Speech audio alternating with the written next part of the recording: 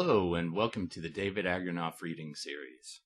David Agranoff is the award-nominated author of the short story collection Screams from a Dying World and the novels Vegan Revolution with Zombies and Hunting the Moon Tribe.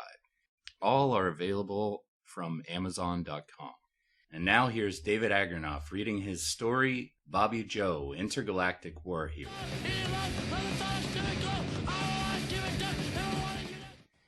It might be surprising to most people, but the anal probe was not the worst part.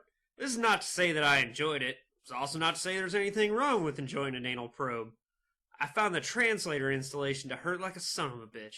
Hell, they drill the damn thing right into your neck, where your skull meets your spine, and there's not a minute of the first couple days where it don't hurt like hell. I was glad to finally understand the little gray fuckers.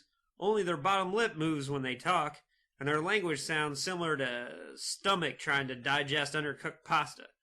So when the translator turned Garnett's speech into English, I was relieved, even after what he said. I am Garnett. Welcome, Earth Thing. You will soon be a warrior in our great struggle. I wasn't no warrior, and when Garnett took me, I was fixing to plow my grandpappy's fields just south of Seymour, Indiana. Pappy wanted it done by 8 a.m., so I figured the best way I could make sure I did it was to haul over some beer, invite some fellas, stay up all night till I had enough light to plow. It was almost time to plant the fields, soybeans mostly. It ain't the easiest thing to admit, but I ain't got one friend good enough to share beer with me. So with the 24-pack of Panther Piss, I drank away the night. Must have been pert near 4 o'clock in the morning when I saw it. Came shooting across the sky, and I thought beer had me seeing things. Quicker than you could say, oh shit. That thing shot me with a laser beam. It's safe to say it wasn't that, but it was some kind of laser elevator or laser staircase. But then again, I don't remember walking. Just standing there naked as a jaybird in front of that Garnett fella I already told you about. Ugly little cuss. Couldn't be taller than 4 feet on his tiptoes. His skin looked like an elephant that don't get no sun. His eyes were flat black, and I mean back in black, album cover black. So you see, it wasn't until he started talking American that I was scared of something fierce. Where am I? Garnett pointed to an open door. The hallway was busy with them little dudes running each way. I was never a big man, but here I was like a goddamn Sasquatch on roids. So I suppose if it's a war between these little squirts, I had a good chance of being Chuck Norris. We are a training and weapons vessel for the glory of the Ragadao Empire. This here was a fancy ship. All kinds of computers and blinking shit. I had a feeling they knew how to make a warrior, and it sounded pretty cool. I don't mean to brag, but I was a lot better than them shooting video games than my brother. He may have been the one in the family smart enough to get in the army, but I always kicked his ass at Call of Duty. I had a nature for war. Something to prove to my younger brother, too. You could destroy our enemy, end a centuries-old conflict, and be a hero to my people with unlimited rewards. Garnett winked. Kinda creeped me out. It's like he was offering himself as a prize. I'll be honest. I don't know if them ragged dudes have wieners or chicks. I just call all of them he. I promised myself, even if I fought this war, the day would never come when I considered nailing one of them. Do I get to choose? You know, make a choice? Garnett and the other ragged dudes had joined us on our walk. They seemed confused. My translator clicked off. They consulted each other in stomach talk. After an exchange that sounded like my family burping, Garnett stopped in front of a door and looked at me. We do not understand why you do not want to crush our enemies. Well, I don't even know who they is. We have many enemies to choose from. A door opened, and we were in a room the size of the Lucas Oil Stadium. It was filled with humans. They were also naked and lined up. They were mostly men, only a few women, and not a single one of them was what I would consider a looker. Now is the time for your training. You might think I was going to shoot a whole bunch of guns, run a whole shitload of miles, and get yelled at by some little angry gray drill sergeant. The intergalactic war ain't like that. There ain't no tanks or spaceships fighting battles with laser guns, at least not that I ever saw. I was waiting for them ragged dudes to turn me into grade A badass, when all they did was teach me social studies of the Ragadao Empire. I was always taught to respect my elders, but the ragged dudes were flying around in spaceships when our kin were picking fleas off each other as foreplay. They didn't need food or water as much as we did, but you get used to eating every other day. But they live on 10,000 or so worlds. Some ain't nothing worth visiting. When they told me how many planets they was on, I thought, shoot, that makes the U.S. seem pretty frickin' small. But they do have a few enemies out there, and by enemies I mean anyone else who thinks about leaving the planet they grew up on. That's why they started snooping around New Mexico in the 40s. They had a pretty good idea that we built that big-ass bomb, and getting up in their shit was next. So they came to Earth to check us out. I wish I could say they thought we were pretty cool, but they didn't think much of us. They thought it was neat that we were tall, and they loved football. I mean real football you play with your hands. They also liked poker. But besides poker and football, they thought we were pretty stupid. After a few lessons, I couldn't figure out what it was they wanted me to do for the war effort. Not until the day they dropped me on Planet X-Tat.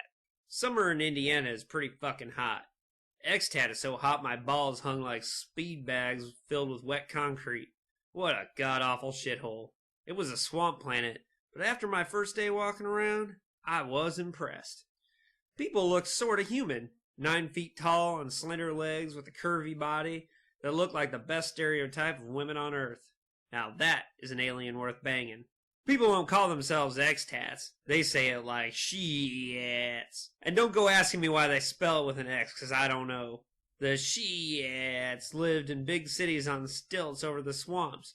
Apparently the planet didn't always smell like sweat socks. I thought they were all ladies at first, so forgive me if I call them all she. That's a bad habit, I know. But these are fancy people, quite focused on school, work, arts, and sciences. When I got there, they were surprised. They had never seen a real-life E.T. I really hope I look better than E.T. to them. The Ragadudes dropped me in a plaza in front of the Capitol Science Ministry. They didn't scream, but after a little bit of shock, they got their heads together and bowed like them Asian fellas do. I did as I was told. Just be yourself. I'm Bobby, from planet Earth. A she-at lady stepped forward on slender muscled legs as tall as my chest. She was blue, but it was red hot as far as I could tell. Are you the ruler of a faraway planet? And don't tell me for 1 second you would have said no in my shoes. Her name was Sheena. She became my guide on their planet. I didn't know this at the time, but the first book of the Higher, the She-At's Bible, had told him I was a-comin'. Well, not me, but a great ruler from the heavens. Looking back, I think it's a good bet old Garnet the Grey had read the She-At's first book of the Higher, too. Sheena wanted to learn all about Earth, so I told her about how we greeted each other by mating. I know what you city folk think about us farm boys, but she was all lady. That being said, it felt a little bit like what I imagined fucking a rabid bronco to be like. The She-Ats only mate every 10 years or so, so when they do it, they make it count. It was worth it. They spin like a top when they come. Sounds kinda neat, but it's kinda like humping a combine. Everybody wanted to meet the Earther. Hear about Earth. Now I know I told you I didn't get out much or have me a lot of friends, so I like being the center of attention. The She-Ats need a little bit of excitement, believe you me, it's a pretty dull place. Everybody working, studying, and Sheena told me they was getting ready to explore space. They even wanted to visit Earth. I told them all about Earth, and since they was so tall, I taught them basketball first, then beer. I really needed a beer, so I taught them that. I know they think they're pretty advanced, but they didn't have a single way to get wasted. But I took care of that quick. And they wore all the same clothes. One of Sheena's sisters was fascinated by the concept of the shopping mall, so of course I had to teach a class on business. It wasn't long before one of Sheena's friends, Raynar, left the church of the first book. Raynar had opened one of X-Tat's first titty bars. I told him how the finest nurse societies serve in the bars as a part of the ritual of adulthood. Raynar pioneered a religion centered on money and mating just for fun. Now I know what you're thinking. It's pretty cool. You had an impact but it wasn't really until I taught him how to eat food just for fun that things got really strange. Sheena was worried that they didn't have enough space or farms to support anything besides basic nutritional needs. I have to admit, she was probably right. It's been a little rough. I didn't notice right away, because, I had a 9-foot-tall girlfriend, beer, strip clubs, buffets, and a whole planet loving the shit out of capitalism at my beck and call. So what went wrong? Well, nothing for me. I got a medal from the little gray dudes and a ride back to Pappy's field. One day had come and gone, so I figured it's some kind of time warp. Sure, Pappy was sore I didn't plow the field, but I was damn shocked to think on that. I never had a chance to be Rambo, no, not nothing like that. But I was a hero, all right. You see, it only took 2 years of shit time, but they wanted to be just like me, just like the people on Earth. It got real crazy after Garnett dropped off a collection of DVDs, and believe you me, they watched every minute they could. All they told me when they dropped me off was, be yourself. I've been thinking, it's not just me being some retard grit from Indiana. No, the ragged dudes had all kinds of people up in that ship of theirs. They were dropping them off all over the place. They don't train you to fight nobody. They just take you away from everything so you get to missing home. So you want to talk about it. I always thought we were pretty fucking smart. But we're the only species that got themselves on the doorstep of space while killing ourselves at the same time. I think you know how many planets and different smart peoples there are out there in that big-ass universe. Gray dudes ain't interested in us because we're awesome. To them, we're just a chemical weapon. Hazardous material worthy of a Mr. Yuck sticker. I could have been offended, but in all the universe there's worse things to be. I mean, you could be a turd, or the white stuff that squirts out of a tumor after chemo. But being a 100% grade A earth-born virus, that ain't so bad. Truth is, I walk Pappy's fields almost every night hoping they come back and draft me again. Hoo-yah!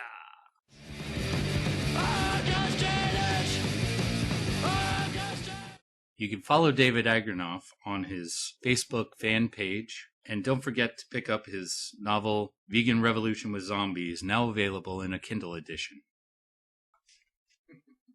Yeah, much better. And I made it through the briar patch.